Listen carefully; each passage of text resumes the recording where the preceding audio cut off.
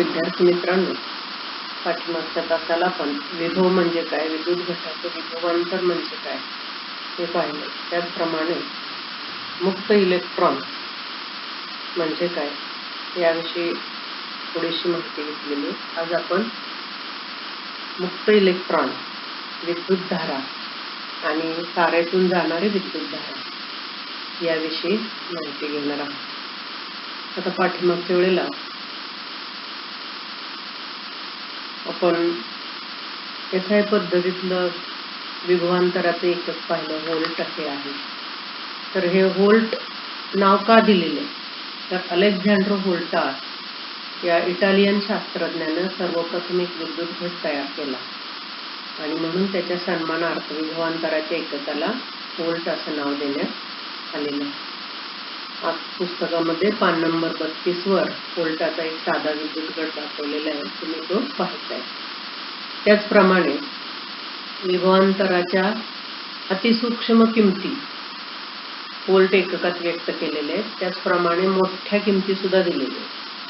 आता अतिसूक्ष्म किमतीमध्ये 1 मिलीव्होल्ट म्हणजे 10⁻³ व्होल्ट आणि 1 मायक्रोव्होल्ट म्हणजे 10⁻6 व्होल्ट. तर विभवांतराच्या मोठ्या किमतीमध्ये 1 किलोव्होल्ट म्हणजे 10⁻³ व्होल्ट. बघा आता इकडं तिसरा घात जास्तीत जास्त मध्ये, कमीत कमी मध्ये -3. 1 मेगाव्होल्ट म्हणजे 10⁻6 व्होल्ट.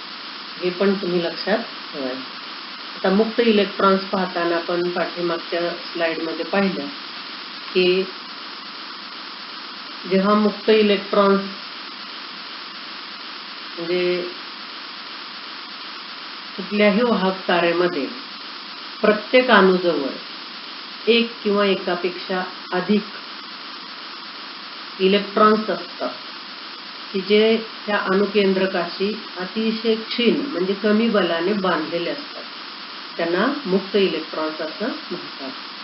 मग आपल्याला माहिती आहे विद्युत वाहक तार समजा कॉपरचे, तर कॉपरचा एक अणू घेतला त्याच्यातला, तर त्याच्याजवळ एक किंवा एकापेक्षा अधिक जास्त इलेक्ट्रॉन्स असतात आणि ते केंद्रकाशी बांधलेले असतात. ते केंद्रकीय बल, अणुकेंद्रकाशी बांधलेले बल जे आहे ते बल अतिशय क्षीण असतं, त्यांना मुक्त इलेक्ट्रॉन्स असं म्हणतात. आता पाठीमागच्या स्लाइड मध्ये पाहिलं की हे मुक्त इलेक्ट्रॉन एका ठिकाणाहून दुसऱ्या भागाकडे सहजपणे जाऊ शकतात आणि मुक्त इलेक्ट्रॉन जातात म्हणजे साहजिकच इलेक्ट्रॉनवर ऋण प्रभार असतो. त्या प्रभाराचं पण काय होतं, वहन होतं. म्हणजेच इनडायरेक्टली मुक्त इलेक्ट्रॉन हे ऋण प्रभाराचे वाहक आहेत. मुक्त इलेक्ट्रॉन्स कशाला म्हटलेले की विद्युत वाहकाच्या प्रत्येक अणूजवळ एक किंवा एकापेक्षा अधिक इलेक्ट्रॉन्स असतात की जे केंद्रकाशी क्षीण बलाने बांधलेले असतात, त्यांना मुक्त इलेक्ट्रॉन्स असं म्हणतात.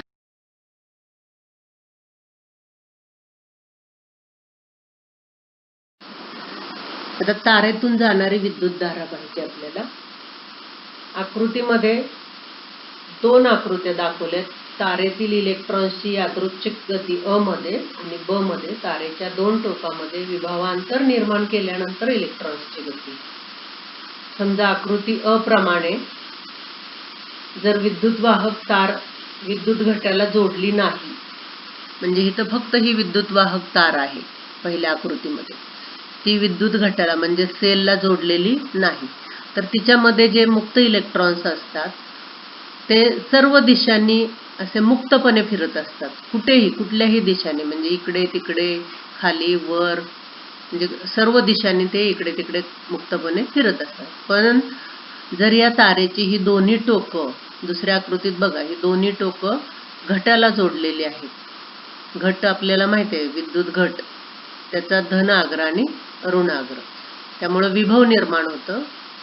म्हणजे तारेतील इलेक्ट्रॉन्स वर या विभवांतरामुळे विद्युत बल क्रिया करतं आणि त्यामुळे हे इलेक्ट्रॉन्स ऋणप्रभारित आहेत, तर ते ऋणप्रभाराकडून म्हणजे कमी विभवाकडून जास्त विभवाकडे म्हणजे धन टोकाकडे प्रवाहित होतात आणि याच इलेक्ट्रॉन्सच्या प्रवाहामुळे काय होते, या तारेतून विद्युतधारा वाहू लागते. ही इलेक्ट्रॉन्सची जी हालचाल आहे ती अनियमित अशा सरासरी चालीनं सुरू असते. म्हणजे एकसारखी चाल त्याची नसते, कधी जास्त कधी कमी. म्हणजे विद्युत घटातील विभवांतर निर्माण झाल्यामुळे विद्युत बल क्रिया करतं या इलेक्ट्रॉन्सवर आणि इलेक्ट्रॉन हे ऋणप्रभारित असल्यामुळं ते कमी विभवाकडून जास्त विभवाकडे त्यांचं वहन सुरू होतं.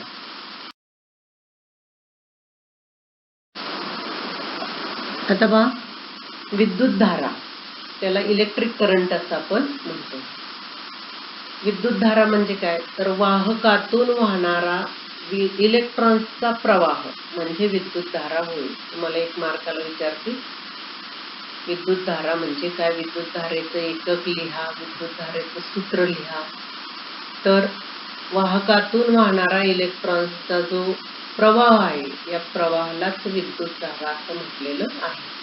आता त्याचं मूल्य, विद्युत धारा आपण I या अक्षराने दर्शवतो. त्याचं मूल्य कसं काढतात, तर एकक कालावधीत वाहकातून वाहणारा विद्युत प्रभार जेवढा असतो तेवढं त्या विद्युत धारेचं मूल्य असतं.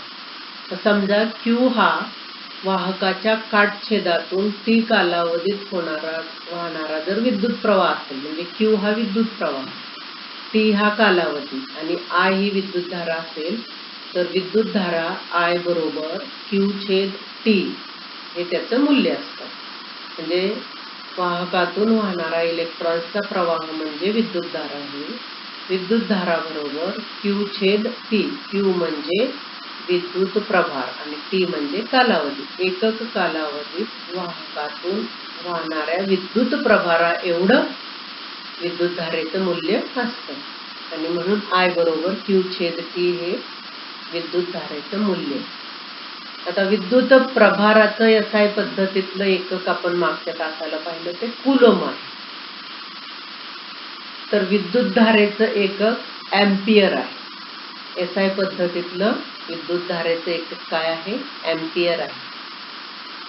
मग एका इलेक्ट्रॉनवर प्रभार किती असतो, तर 1.6 गुणिले 10⁻19 कुलोम इतका असतो. बघा, एका इलेक्ट्रॉनवरचा प्रभार 1.6 गुणिले 10⁻19 कुलोम इतका असतो. आता अँपियर म्हणजे काय, वाहकातून एका सेकंदामध्ये 1 कुलोम इतका विद्युत प्रभार जर प्रवाहित होत असेल तर त्या वाहकातून वाहणारी विद्युत धारा 1 अँपियर आहे असं म्हणतात.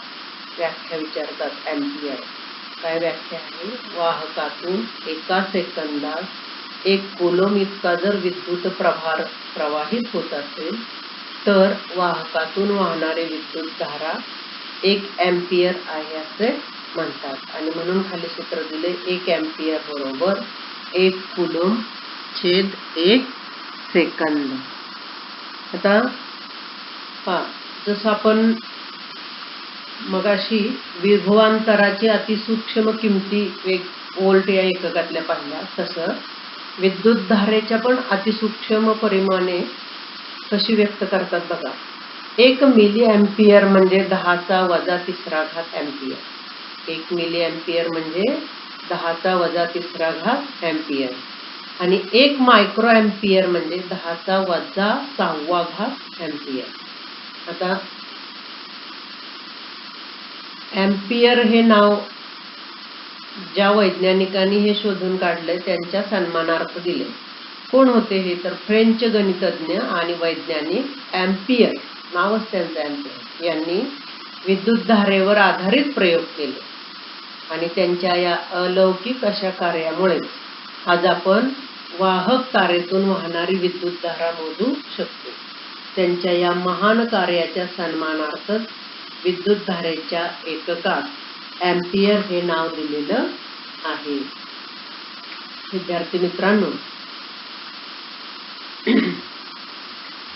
या ठिकाणी आपण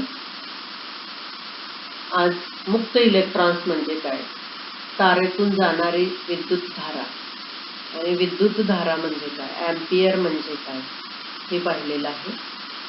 तर काही प्रश्न मी पुढच्या स्लाइडमध्ये देणार आहे, ते तुम्ही व्यवस्थित लिहायचे किंवा सोडवण्याचा प्रयत्न करा. त्याचप्रमाणे पान नंबर 33 वर एक उदाहरण दिलेले ते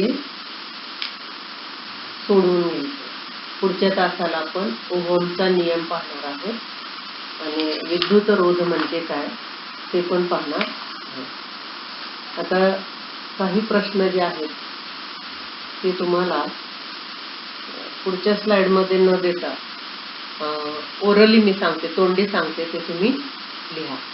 पहिला प्रश्न असेल विद्युत धारा म्हणजे काय, त्याचं एकक लिहा. प्रश्न दुसरा असेल मुक्त इलेक्ट्रॉन्स म्हणजे काय, मुक्त इलेक्ट्रॉन्स म्हणजे काय. आणि पुढं एम्पियर म्हणजे काय